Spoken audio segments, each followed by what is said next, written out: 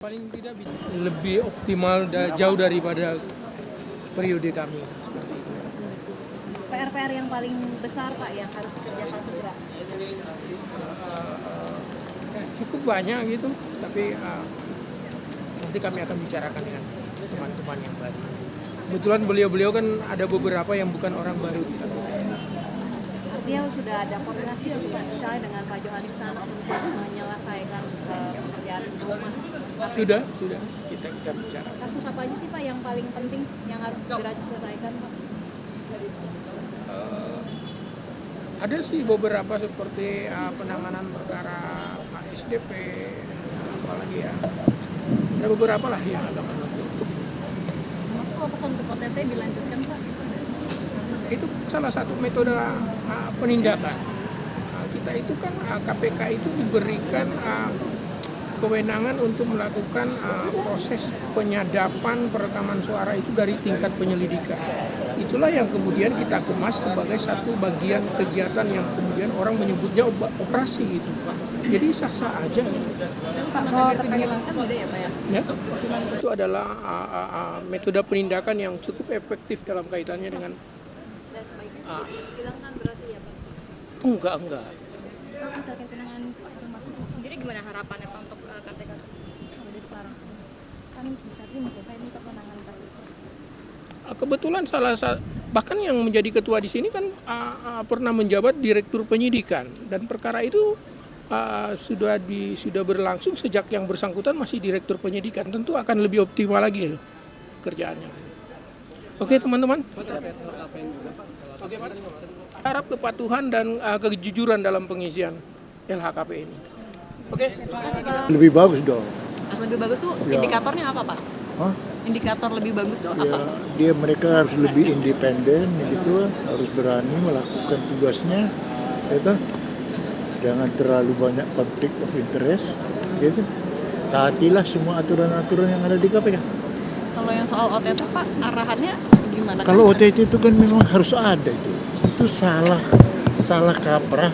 Kenapa ada nama OTT? Sebenarnya bukan tertangkap tangan, gitu. Jadi itu operasi tangkap tangan, bukan tertangkap tangan seperti di KUHP. Memang itu tidak termasuk di dalam pengertian KUHP, bukan. Artinya tapi sebenarnya OTT masih sangat diperlukan untuk pemberantasan. Saya rasa perlulah. Ya. Kalau tugas yang akan di-pass on ke periode selanjutnya apa aja? Apanya? Tugas yang akan diminta. Kalau dari kami sih Dewan Pengawas hanya meneruskan, ya kalau bisa integritas para pegawai lebih ditingkatkan lagi, termasuk pimpinannya juga. Oke, siap. Makasih banyak Pak. Oke, makasih.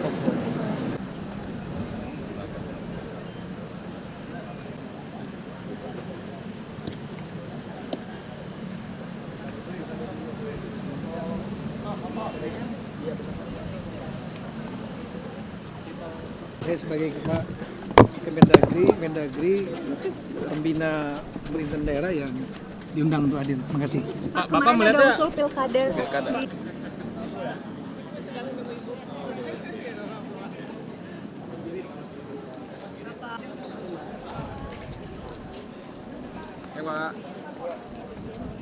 Jadi untuk proses transfer seluruh narapidana, kami sudah bersepakat Kementerian Hukum, Kementerian IMIPAS, dan Kementerian HAM itu menyerahkan kepada Menko untuk menanganinya karena memang itu lewat perjanjian.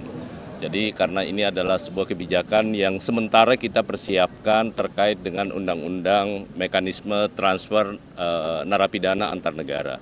Tapi prinsipnya sekali lagi pertimbangannya adalah menyangkut soal kemanusiaan dan hubungan baik di antara beberapa negara sahabat yang sudah dilakukan. Itu pertimbangannya.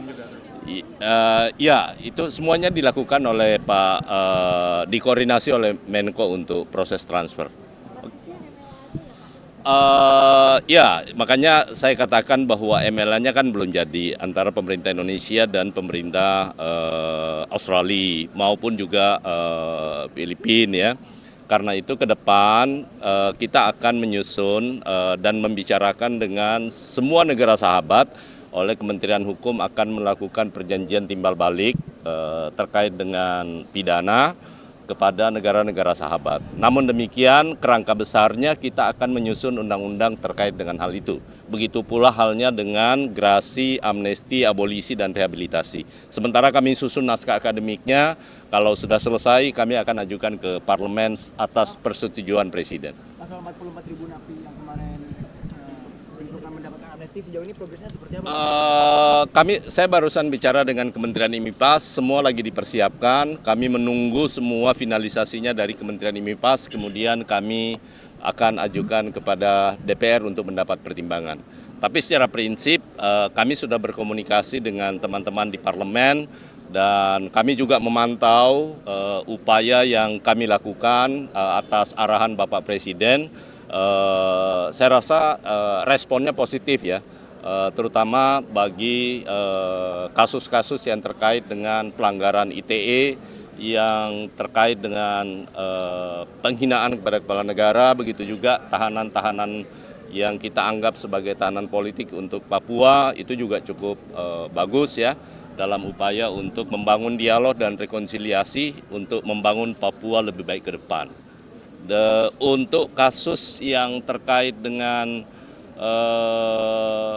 narkotika, sekali lagi itu jumlah yang terbesar yang sepanjang kami diberi data oleh Kementerian IMIPAS kurang lebih berkisar antara hampir 39.000 ya yang masuk dalam kategori pengguna.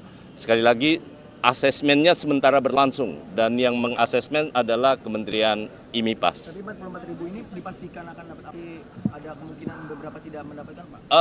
Tergantung proses asesmennya. Ya. Sampai kapan Pak asesmennya? Kami berharap mudah-mudahan dalam waktu dekat di akhir tahun bisa selesai sehingga di awal tahun kami bisa ajukan ke parlemen setelah masa persidangan di parlemen dinyatakan dimulai. Soal tindak pidana. Yang kedua menyangkut soal apakah dia sudah menjalani hukuman dan berkelakuan baik. Ya. 4 kriteria yang saya sebutkan tadi itu yang paling penting ya. Kemudian yang lain-lainnya menyangkut soal subjektif dalam pengertian yang bersangkutan memang berkelakuan baik di dalam ya, tetapi rincinya menyangkut asesmennya itu di Kementerian IMIPAS.